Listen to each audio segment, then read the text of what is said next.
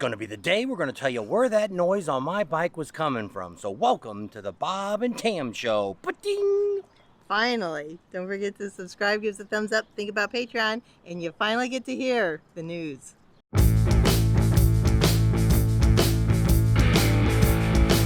Here's the parts that we're going to put in this bike. We are going to put an S&S oil pump in the bike along with their cam plate. The reason we're going to do that is because this is a 3-stage pump, so it adds a lot more flow to the bike.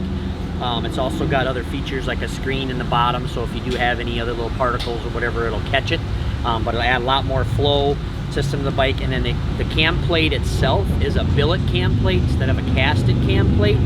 And then S&S puts a bushing in here, whereas on Harley it just rides on, the cams just ride on the plate itself. Here they're on a bushing with oiler holes, so it's a lot better system. You don't get any flexing with this. The passageways are opened up 30% more, so you get more oil flow. And then it also has an adjustable relief, so you can adjust the oil pressure on the bike as well.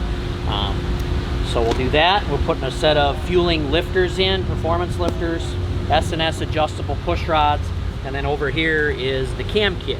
In this particular bike, they like most of their power down low and mid-range, so we're going to put what's called an MR103 gear drive, which is a 585 lift, but the duration is a little bit shorter. So it gives you a little bit of bottom end, real good mid-range, and a little bit of top end. It's a very broad camshaft to give you kind of a little bit of everything. So yeah, that's what we're going to do today, and we'll get rolling on that here in just a few minutes.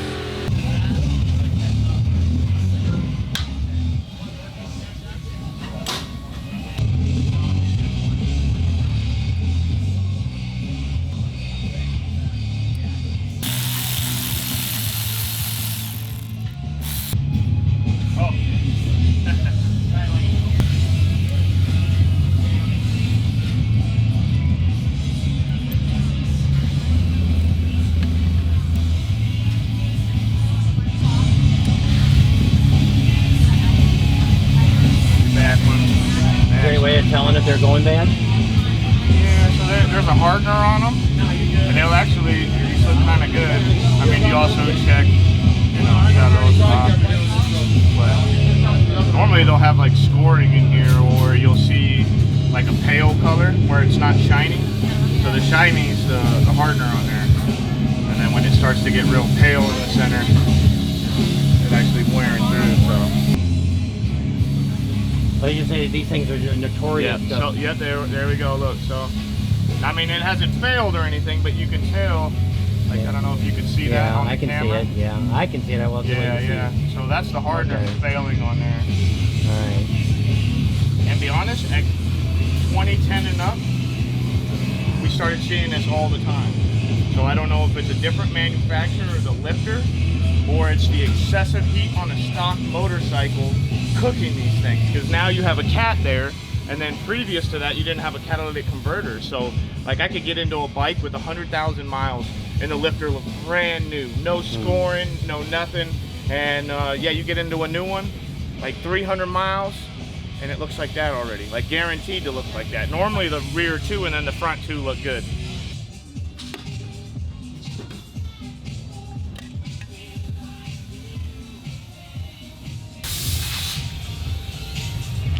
So what would happen if the backlash was bad and somebody just threw them in anyway? You can break something or excessive gear whine. Oh, is it? Yeah. First thing you're going to do is once he gets it tore all the way down, you're going to do what's called run out on the crankshaft, right? That's how much movement the crankshaft's going in and out like this. That's crucial on a gear drive, and S&S recommends anything under 5,000 so you can do it. You'd like to see 3,000s or under, but you know, we've done them a little bit higher than that because when you put the gear drive in, you put 2 outside gears in it and you set up what's called the backlash on the bike, right? And then they make an oversized and undersized pinion gear so you can adjust that. And that's important when you put those outer gears on, because if it's too tight, you'll have gear whine, you could possibly bust a tooth. And if it's too sloppy and too loose, you could also have the same thing. It'd have noise and it could also bust a tooth. So those are both 2 crucial things when you're doing a gear drive camshaft in a bike. You don't worry about the backlash until you've done the run out, because if you go do your run out and the run out's too much, well then you can't do gear drive. You got to do chain drive and go back to chain. Or the right thing to do you know, would be to tear it all the way down, send the lower end out to like Dark Horse or someone like that. They balance the lower end, weld the crank pin, do all that while you're there. That would be the right way to do it. Then you could do whatever you wanted to the motor after that. But most people, like at a rally like this, since we don't have the ability to do the lower ends and have to send them out, most people then would be like, well, if we got 8-10 thousandths run out, well, then we'll have to do chain. We don't have a choice. So 2 things we're gonna check. One's gonna be your run out on the pinion shaft. So the pinion shaft is this shaft that goes in and connects to the engine. We're gonna put this gauge on there. It'll go like that. We'll roll the engine over and then check to see what the spec is. And then based on that spec, will tell us whether we can move forward with a gear drive or not. So now Jamie was saying something about tearing the lower end apart and this and that. Harley spec is quite a bit larger going with a chain because it's more forgiving, obviously. You don't have much forgiveness here with the gear to gear.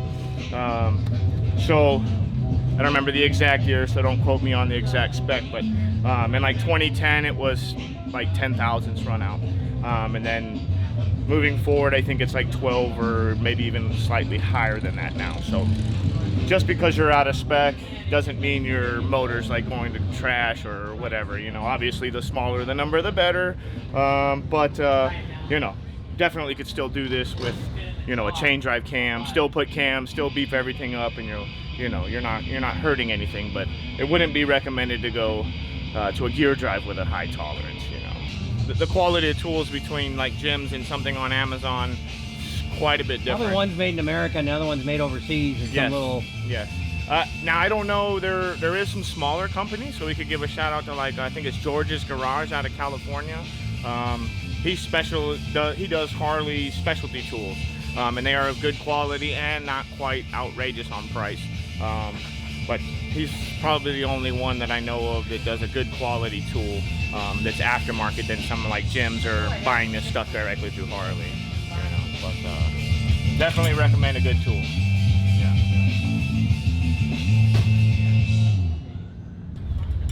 So this is a bearing puller. We're going to pull these needle bearings out.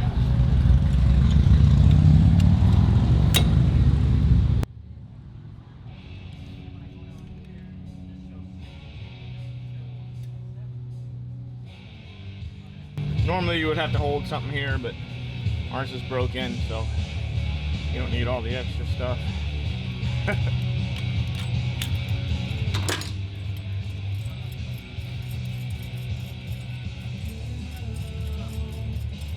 And that broke bearing thing I was talking about, that's from experience, not personal experience, but you know somebody that happened to.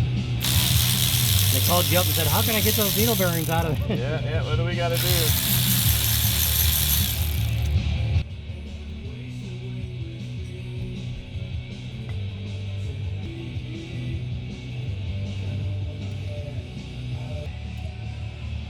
About the same, huh?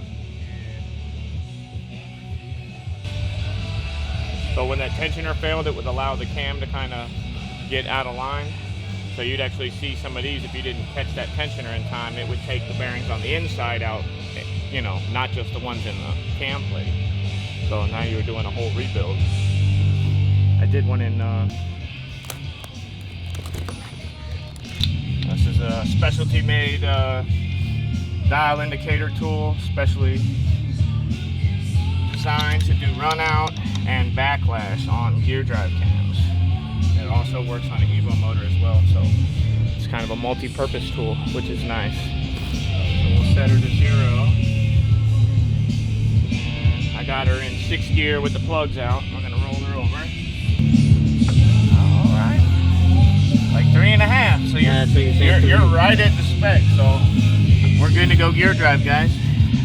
Your new needle bearings are made by Koyo. They're made in the USA. They're good quality. This is what we're about to put in there. What you want to do is keep a continuous motion. When we pull this out, we're going to check the movement in the bearings. If the bearing doesn't go in straight, when you go to try to feel to see if they're going to move, they'll be seized up. And if they're seized up and not moving when you put this thing together, it's not going to have a good outcome. So what I've found over a few years of experience is just want to keep moving. Don't stop and have to remount. A lot of those I find that the bearing doesn't work properly. And if you kind of keep a constant motion, it seems to work better. So my piece didn't come out, but just get your little magnet. So pull it right on out, and we can move on to the next one.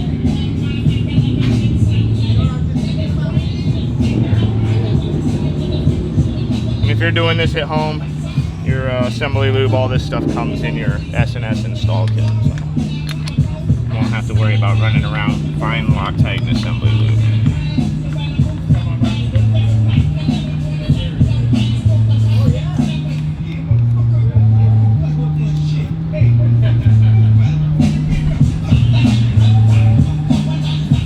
Pick in there.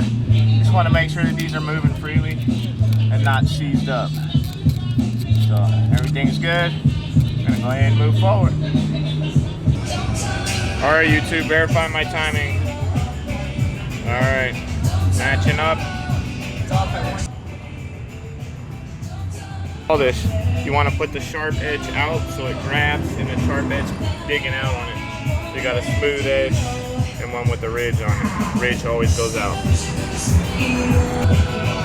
little bit of juice in there, everything up. So you're looking for the oil to pump out? No, not necessarily. But yeah, I'm just making sure she's seated, and yes, it will pull some, like start spitting a little bit out. Just kind of helps. I do prime the motor, but put the O-rings. You got 3 O-rings, 1, 2, and then there's another one that goes back here.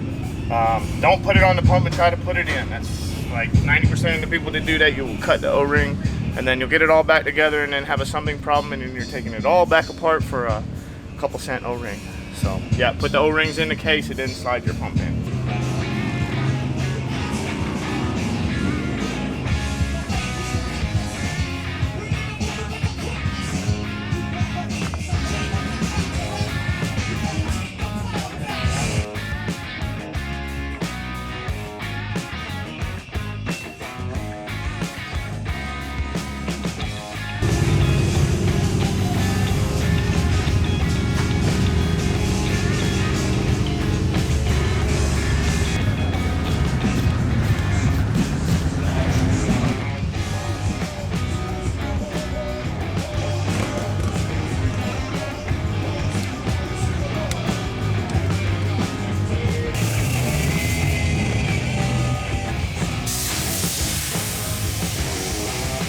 All right, so there's a couple different ways you could install these. One, you have your standard screwdriver. They make some special tools that don't seem to work real well. So the objective is to actually just to get this baby all the way up in there. And then your stock way would be to kind of go like this. But chrome's kind of forgiving, you're not gonna see scratches, but let's say these were black push rods.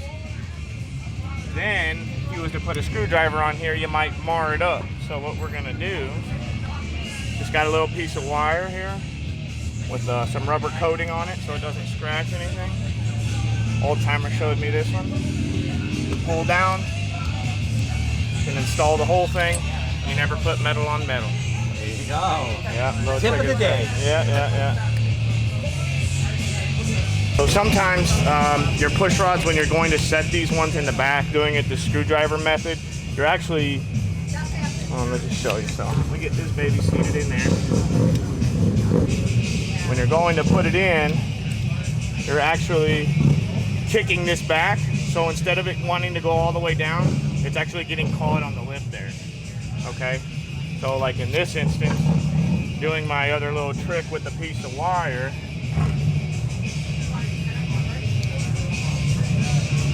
you're actually kind of pulling it away from the bike. So sometimes I'll get one and it just wants to fight me really badly. It doesn't want to see. So I'll also use this to get my stubborn ones. So, and then one more thing, I like to kind of like rotate the push rod around just to help make sure it's seated in the O-ring. Sometimes they don't want to seat and you'll get a small leak there or something. So just moving it around a little bit, you know, help get it seated in there. Yeah, and actually, so kind of see the hardener on this one right here. We actually had a bad lifter. Well, not bad, but it had the most wear on it. Match up, but everything else, all your other surfaces, well, sorry, not that one, right here. But everything else kind of looked good. The hardener wasn't broke down on it.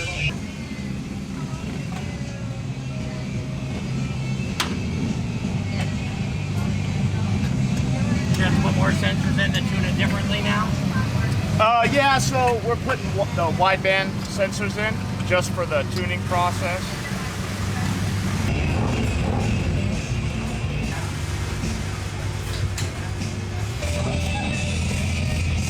So I was talking to Clint before you kind of started on the bike, and he says, you know, sometimes with this rush pipe, they kind of have got the big long shield and stuff on it. Sometimes you got to get it just perfectly right.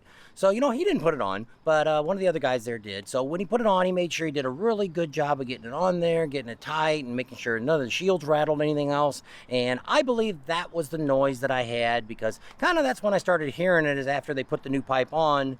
But I was already had, you know, it was rattling, the old pipe was rattling, so I wasn't sure. So we think that's what it is.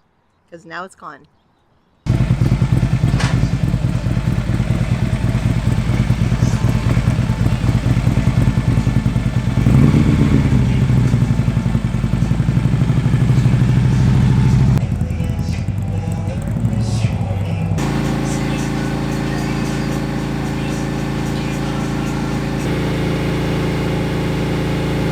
You know, you got to see all my engine work that was done. You got to find out, actually, finally, to find out what that noise was on my bike.